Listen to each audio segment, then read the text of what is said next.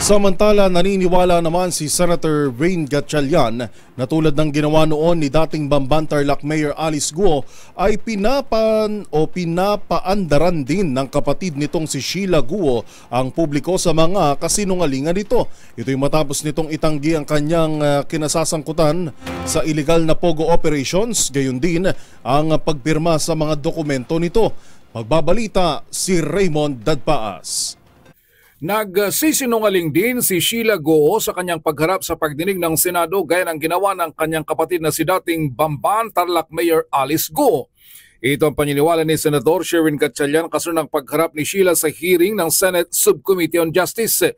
Ayon kay Gatchalian, itinanggi ni Sheila na siya at ang mga Guo ay may kinalaman sa operasyon ng POGO o Philippine Offshore Gaming Operator sa Bamban Tarlac. Ngunit siya ang nakapirma bilang Treasurer at Chief Financial Officer ng mga kumpanya ng mga Guo na posibleng dinaanan ng malaking halaga ng pera na pinagpatayo sa POGO sa Bamban.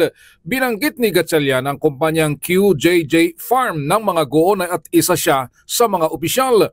Kumita lang umano ito ng 1.4 million pesos sa nakalipas na taon pero may pumasok na 4.4 billion pesos. Ganon din ang QJJ Embroidery kung saan si Sheila ay siyang Chief Financial Officer. O kumita lang ito ng 1 milyong piso ngunit may pumasok naman na 576 million pesos.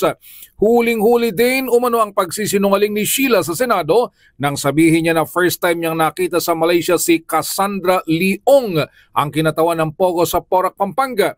Dahil sa nakuha ni Gatchalian na record ay magkasama silang bumiyay sa Taipei, Taiwan nitong February 2024. Hindi rin ito nakumbinsin na hindi niya alam na patakas na sila ng Pilipinas nang sila ay sumakay ng van, bangka at barko. Wala silang pinag-iba ni Mayor Alice na relaxed at pangiti-ngiti lang sa Senado, ngunit lahat ng mga sinasabi ay pinasisinungalingan ng mga dokumento. Sa hearing kahapon ay harapang tinawag ni Senator Ronald Bato de la Rosa si Sheila na sinungaling sa kanyang mga pahayag. Para sa MBC TV Network News, ito si Raymond Dadpaas, una sa Pilipinas, una sa Pilipino.